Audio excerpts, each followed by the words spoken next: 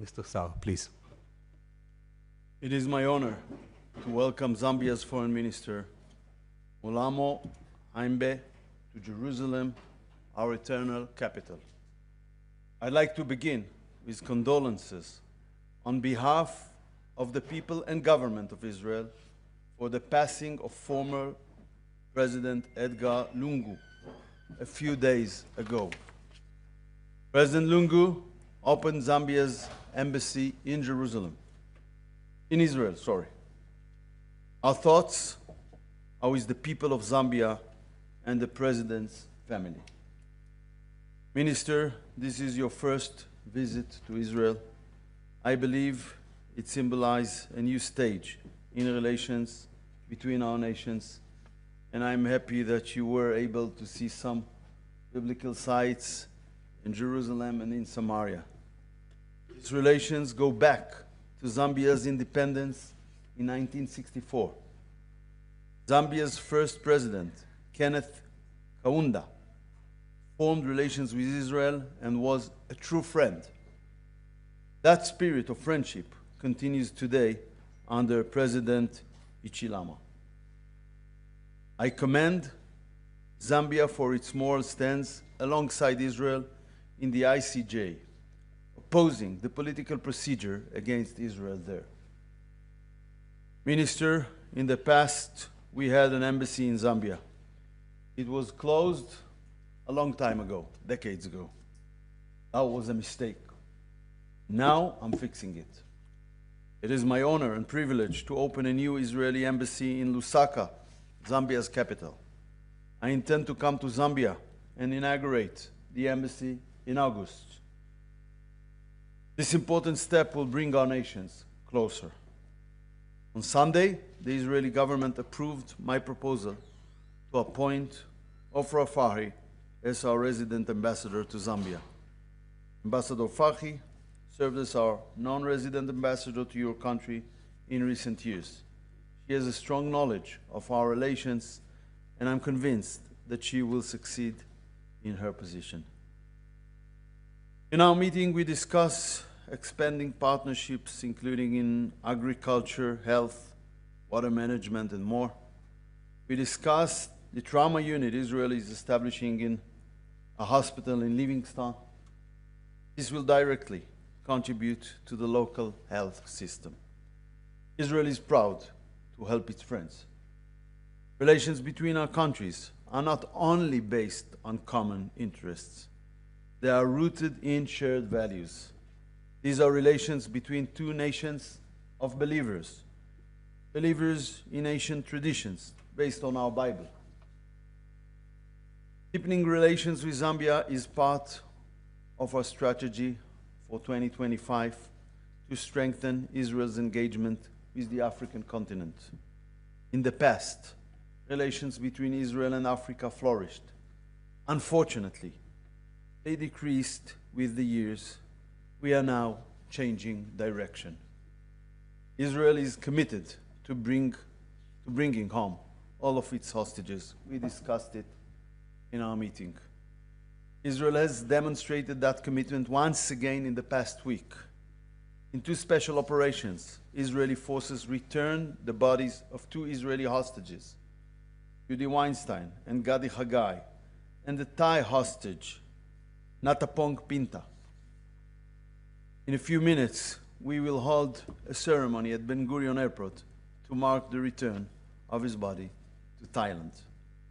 Israel is serious in its will to secure a hostage deal. There has recently been certain progress. In light of past experience, I don't want to overstate it at this point. But we are interested in reaching a deal which will include a ceasefire. We are committed to bringing all of our hostages home alive and dead. This morning, Israeli forces attacked terror targets of the Houthis in the Hodeidah port. The Houthis threaten the stability of the Middle East, Africa, and international shipping lanes. They use the civil port for the purposes of terror. They have attacked Israel since October 7th, unprovoked, even though we share no border. They continue to fire missiles and drones at our communities. Israel will continue to fight terror in all forms and on all fronts. On early Sunday morning, the selfie yacht, a PR stunt, was safely brought to the shores of Israel by the IDF. Greta, persona non grata, received food and good treatment. Israel acted in a peaceful manner. I want to be clear, this persona non grata will not be allowed to stay in Israel. Greta departed Israel for Sweden earlier today. Another person departed, and 2 others will leave later today. Member of the European Parliament, Rima Hassan, has so far refused to sign deportation documents, as have 7 others. According to Israeli law, they should be brought before a judicial authority to authorize their deportation. Greta and her friends brought in a tiny amount of aid on their celebrity yacht. They did not help the people of Gaza. This was nothing but a ridiculous gimmick, a publicity stunt, and nothing more. In any case, it's our intention to deliver to Gaza the tiny amount of aid on the yacht that they did not consume. But over 1,208 trucks entered Gaza from Israel within the last 2 weeks. Over 11 million meals were directly delivered to the civilians of Gaza by the GHF on top of it. Finally, we were informed about UK decision to include 2 of our ministers on the British sanctions list. It is outrageous that elected representatives and members of the government are subjected to this kind of measures.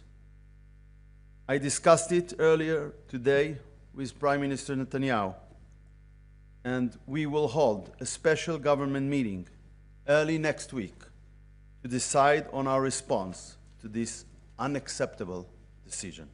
Thank you. Thank you, Minister. Please, Minister. Thank you very much. Your Excellency, the Minister of Foreign Affairs, Mr. Gideon Sa'ar, Excellencies from the Ministry of Foreign Affairs and directors within the ministry, and shall I simply say all senior officials present, members of the press, distinguished ladies and gentlemen. Let me begin by acknowledging with the deepest of thanks your condolences on the passing of our former president, Mr. Edgar Chagwa Lungu, who passed on 2 days ago. Also, we take your condolences as a sign of our continued strong relations. And indeed, in the same vein, Your Excellency, Zambia wishes to convey once again sincere condolences on the loss of lives stemming from the 7th October attack by Hamas on the state of Israel. Zambia further wishes to put on record her wishes for a safe return of the remaining hostages, as you have mentioned, Honorable Minister, whether living or otherwise, who are still being held in captivity. I also want to take this opportunity to convey fraternal, warm greetings from the people of Zambia and His Excellency President Hakainde Hichilema to you, the people of the State of Israel, and indeed echo the sentiments by the Honorable Minister about our long-standing relations, spanning back to the very day of our independence. Our visit here, my visit here, is intended as a reaffirmation of our friendship and our long-standing relations. The government of Zambia is deeply honored to have been invited to visit the State of Israel. This is my first visit, as you mentioned, and has been a very profound experience to learn the history of this beautiful state.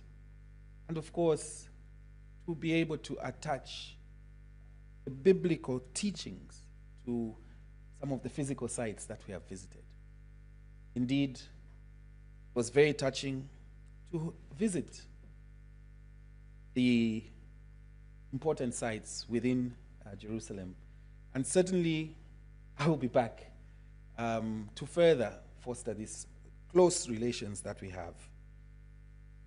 Your Excellency, this invitation not only underscores the ever-growing bilateral relations between Zambia and the State of Israel, but is demonstrative of the mutual cooperation and the potential that the two countries share.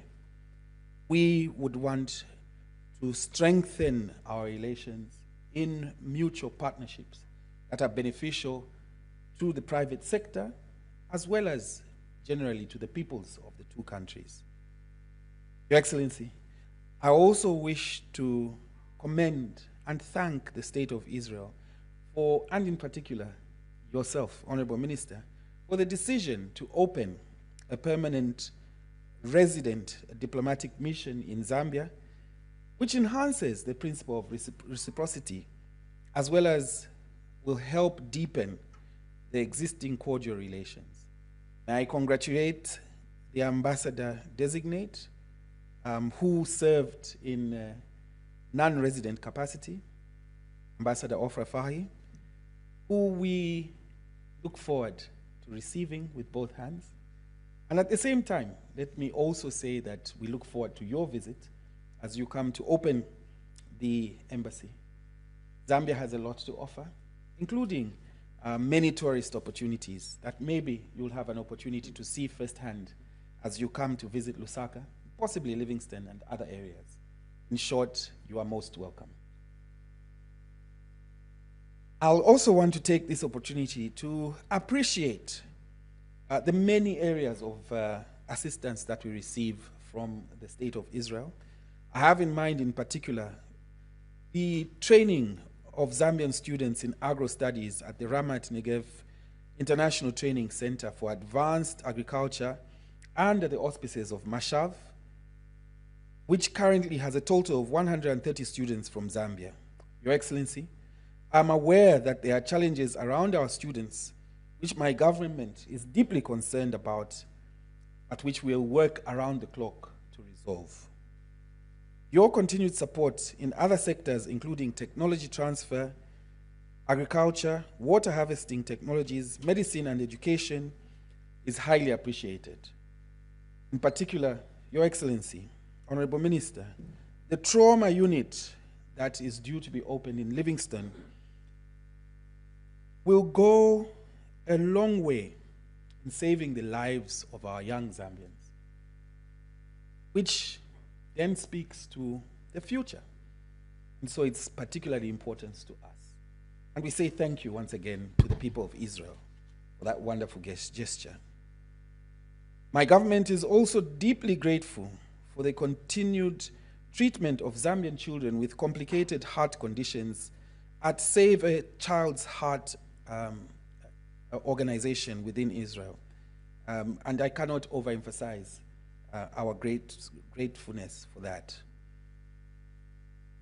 Including, of course, the training of doctors and other experts at the Edith Wolfson Medical Center here in Israel.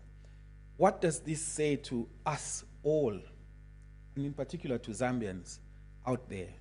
It says that we have a friend in Israel, in the State of Israel. It says that we have friends in the people of Israel. And similarly, you have friends in the people of Zambia. This we must cherish and strengthen through various forms of partnership, including on the multilateral stage and in our interactions in international organizations. We, as Zambia, reiterate our support and commitment in that regard. Your Excellency, let me close by once again assuring the State of Israel and the people of Israel of Zambia's continued support, as I have already indicated. I thank you very much for your kind attention. Thank you. Thank you, Minister. Thank you, ministers. This press event is now over.